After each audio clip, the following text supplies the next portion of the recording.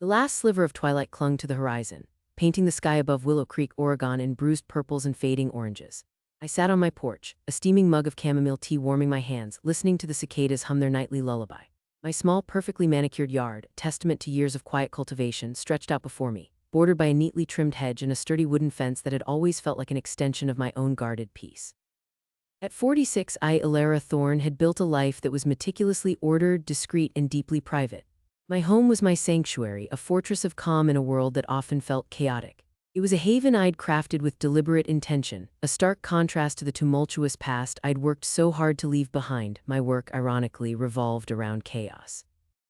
As a highly skilled consultant specializing in counter-surveillance and legal strategy, I spent my days helping others reclaim their peace, exposing and dismantling invasions of privacy that threatened to derail their lives.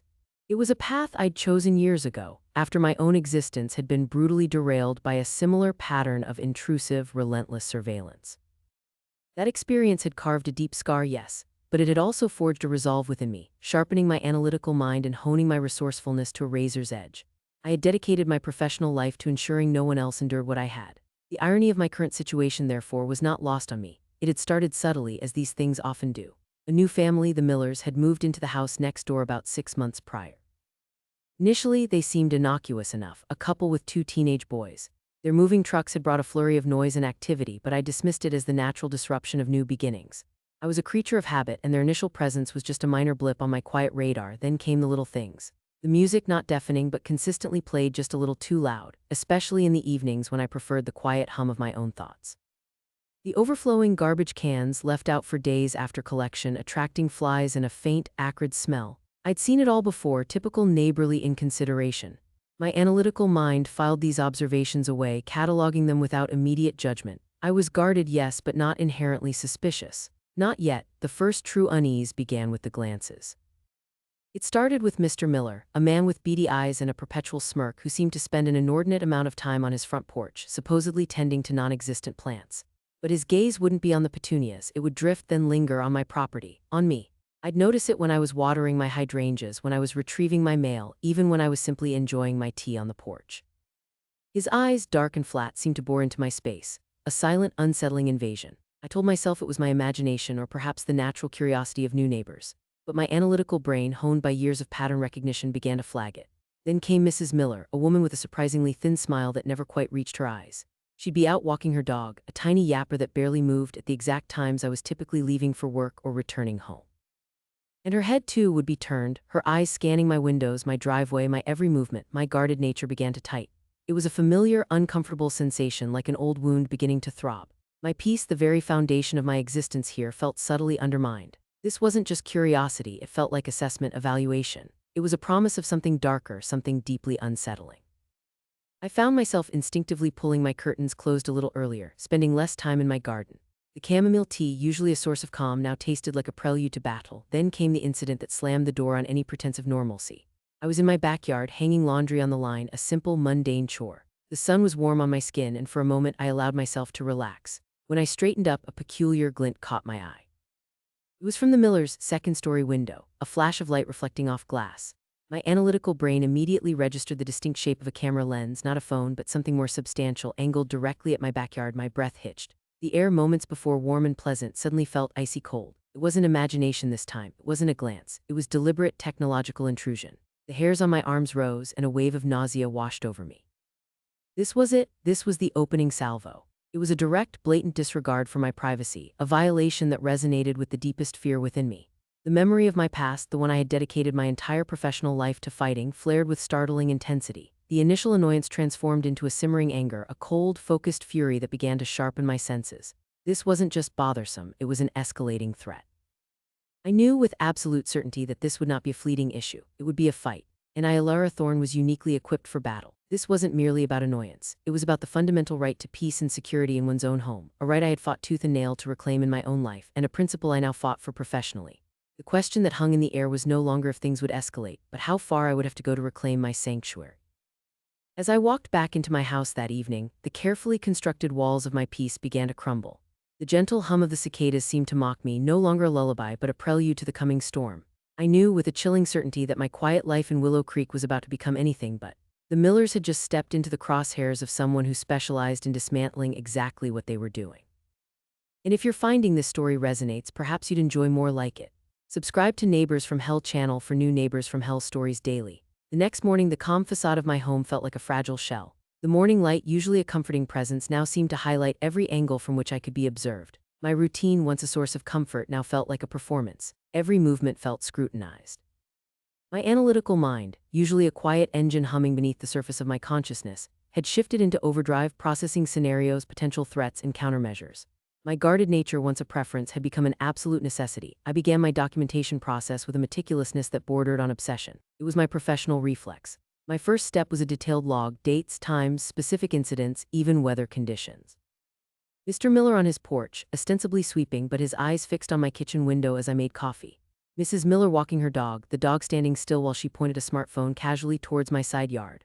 The boys sometimes playing basketball in their driveway, but their gazes straying over my fence, lingering. These were not casual observations, they were intentional intrusions, each one a tiny chisel chipping away at my sense of security. I invested in discrete security cameras for my own property, strategically placed to cover my common areas without being overtly visible. These weren't for my peeping, but for capturing theirs. I knew the legal implications of surveillance, and my goal was to gather undeniable evidence of their violations, not to mimic their intrusive behavior. My motivation was clear: to restore peace and protect my property, yes, but more profoundly to dismantle this pattern of invasion, to ensure that what happened to me years ago would not happen again to me or to anyone else I could help. My initial attempts at resolution were, by my standards, polite and measured. My first approach was a subtle one, hoping to deter them through indirect means. I installed a motion sensor sprinkler system along the fence line facing their house, ostensibly for better garden hydration. I made sure its sensor range extended just enough to catch any lingering presence near the fence, hoping the sudden spray of cold water would discourage any attempts to peer over or through the gaps. It worked for about a week. Then, they simply started carrying umbrellas. It was a small defiance, a clear sign they were aware of my attempts to assert boundaries, and that they relished overstepping them. Next, I drafted a polite yet firm letter. It was worded carefully, referencing local ordinances regarding property lines and the expectation of privacy, asking them to ensure their activities did not infringe upon my enjoyment of my property. I slipped it into their mailbox. The following morning, I found the letter folded into a crude paper airplane, tucked under the windshield wiper of my car.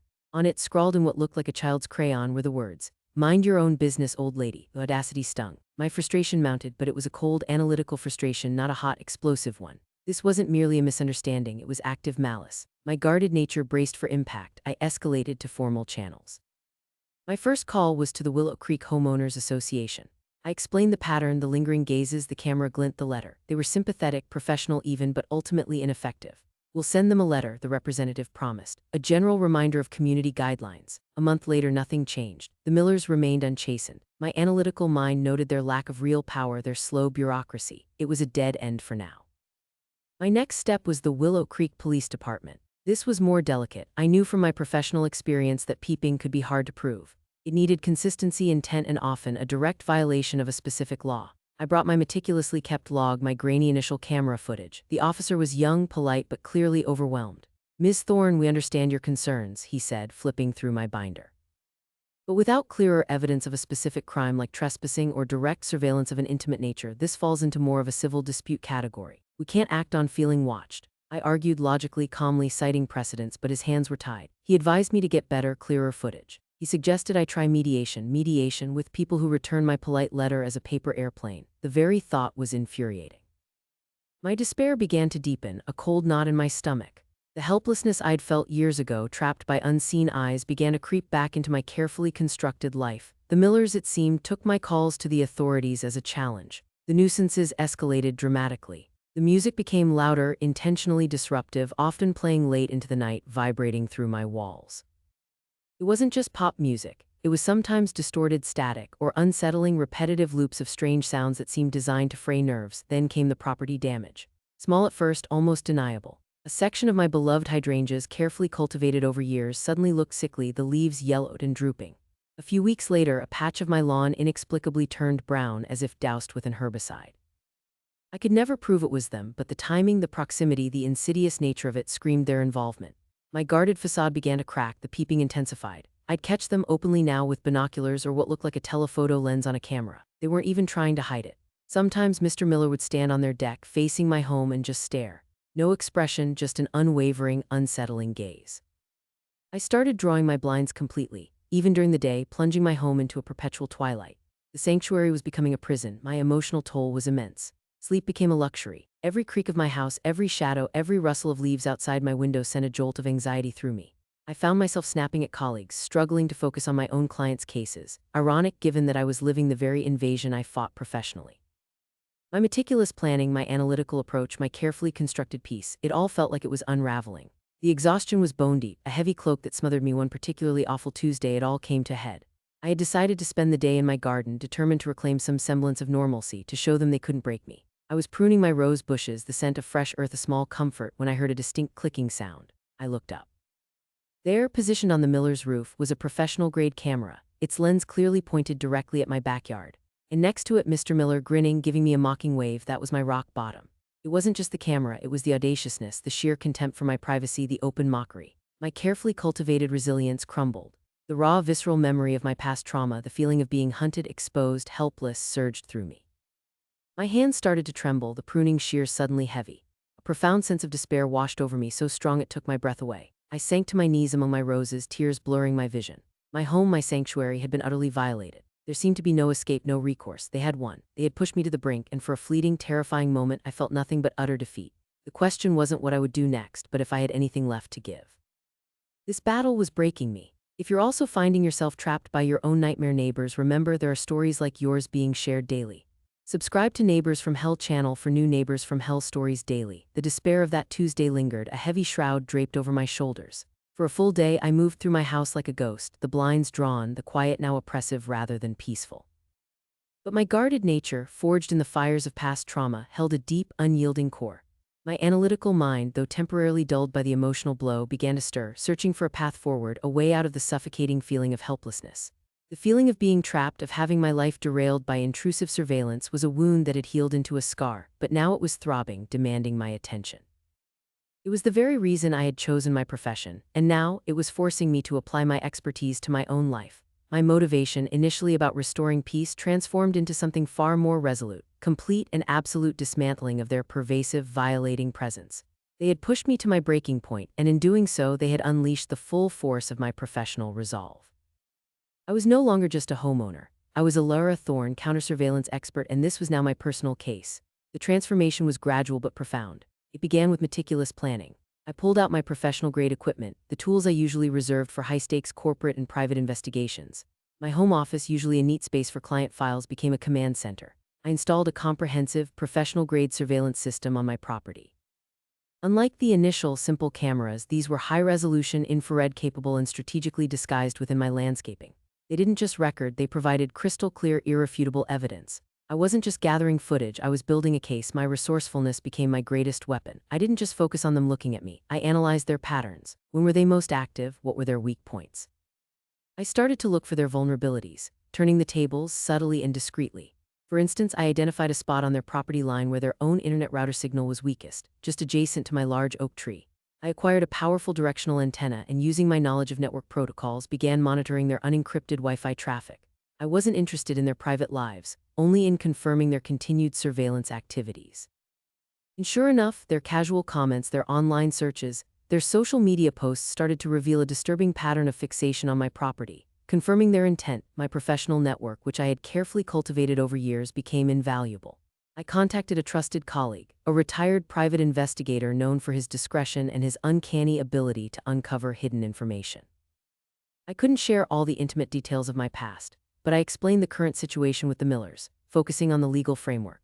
He provided me with insights into local and state laws regarding harassment, stalking, and privacy invasion that even the police officer seemed unaware of, or unwilling to pursue in a civil dispute.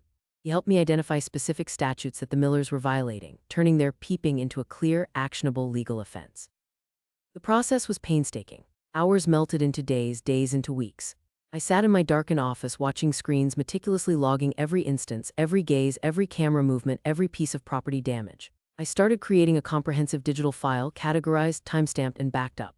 I gathered evidence of their intentional noise disturbances, their property line transgressions, and their attempts to intimidate me.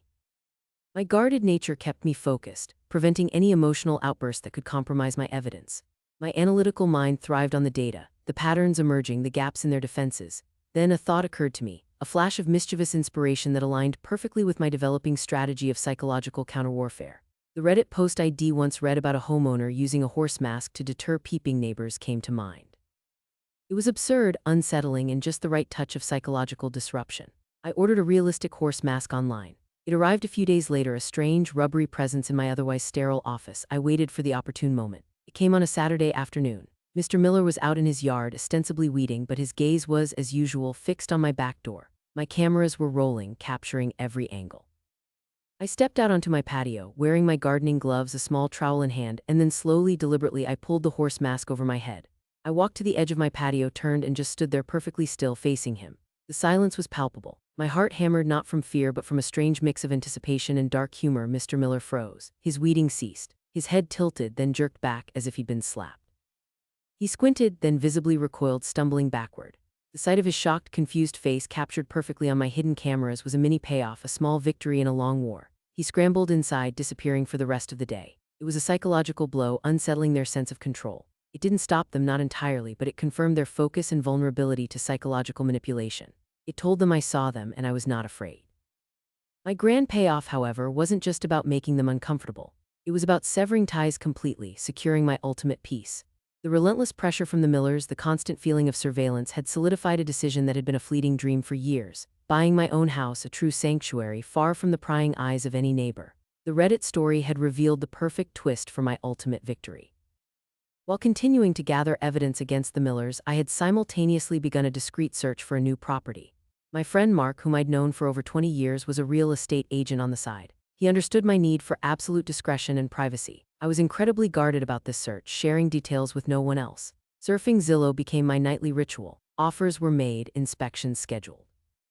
Each disappointment, each failed inspection was a setback, but my renewed motivation, fueled by the Millers' escalating intrusions, only intensified my resolve. I wasn't just looking for a house, I was looking for liberation. Then one Monday, an astonishing listing appeared. It wasn't just a house, it was the house. Nestled on the outskirts of Willow Creek, closer to the vast, untouched wilderness, yet still within a reasonable commute to my core clientele. I adored it immediately from the online photos. A sprawling single-story ranch, traditional yet charming. I talked to Mark Tuesday morning, my voice barely containing my excitement.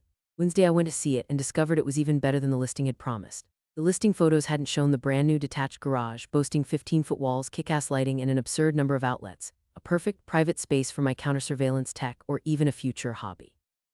In the pool, a sparkling blue oasis, completely private, surrounded by lush landscaping. This wasn't just a house, it was a fortress, a true impenetrable sanctuary. Wednesday night, with my heart thrumming, I made the offer. Thursday they accepted. My extensive homework on the real estate process, a byproduct of my analytical nature and meticulous planning for any scenario, served me incredibly well. I knew exactly what questions to ask, what to look for during the inspection. Having an agent like Mark, someone I could trust implicitly, was immensely helpful. The inspection for the new house was scheduled for the following Monday. It passed with flying colors. As I drove back home that day, tears of pure joy streamed down my face. There was zero trepidation about this one. No neighbors within at least 150 feet, and a privacy fence between the only nearby property, which was sparsely populated, that I could easily extend. 2 acres of beautiful, lush, partly wooded land stretched out, promising not the intrusive gaze of a neighbor but the peaceful sight of trees and perhaps the occasional deer. I just might be moving. It was a serendipitous stroke of luck that I had taken both weeks off at the end of the year. It allowed me to focus entirely on this life-changing transition. The Millers, meanwhile, had unknowingly financed my escape. I had meticulously documented every act of harassment, every single instance of peeping, the property damage, the noise complaints. I had their camera footage, their social media comments, their Wi-Fi activity. My legal strategy was airtight. Instead of just suing them for harassment, I pursued a claim for property devaluation due to persistent nuisance and harassment, a unique approach I had developed through my professional experiences. I argued that their actions had not only made my home uninhabitable, but had actively depreciated its market value, forcing me to sell at a loss and relocate. The evidence was overwhelming, irrefutable. The moment of confrontation came not in a shouting match over a fence, but in the sterile, unyielding environment of a courthouse. My lawyer, a formidable woman I'd worked with professionally, presented my case with cool precision. The Millers, stunned by the sheer volume and damning clarity of the evidence against them, crumpled. They had no defense against the irrefutable video footage of Mr. Miller setting up cameras, the timestamps, the geolocations, their own digital footprints, and my meticulous log detailing 2 years of relentless harassment. The judge, clearly appalled by the flagrant invasion of privacy, ruled decisively in my favor. The Millers were ordered to pay significant damages, far more than I had anticipated, covering the devaluation of my home, my relocation expenses, and a substantial sum for emotional distress. Furthermore, a permanent restraining order was issued, preventing them from ever coming within 500 feet of me, my new property or my old one. The grand payoff was not just financial, it was the ultimate vindication. They didn't move away because I had won a small battle. They moved away because they were financially ruined and legally barred from continuing their reign of terror. Their house went up for sale barely a month after the judgment, a stark, humiliating monument to their defeat. I moved into my new home a few weeks later. The air here felt different, cleaner, imbued with a profound sense of peace I hadn't felt in years. Looking out my new sliding glass door, I saw not the Millers' intrusive eyes but towering ponderosa pines, their branches swaying gently in the breeze. I imagined deer stepping gracefully through the underbrush, a true return to nature, to untroubled tranquility. The irony, of course, was that the Millers, the very embodiment of my worst nightmare, had been the unexpected catalyst for my dream. Their persistent, infuriating intrusions had lit a fire under me, pushing me to accelerate a life goal I had always been intimidated by. They had forced me to fully embrace my skills, to become even more resourceful, more analytical, more determined. They had inadvertently helped me elevate to a better level of existence, to a home that was truly and completely mine, inviolable. And as for my old nemesis, the horse mask, it now hangs proudly in my new garage, a trophy of sorts, a bizarre memento of a battle fought and won. I might just wear it for the occasional deer if they stare too hard. This new chapter is truly peaceful. And if you're looking for more stories of justice served and peace restored, remember to subscribe to Neighbours From Hell channel for new Neighbours From Hell stories daily.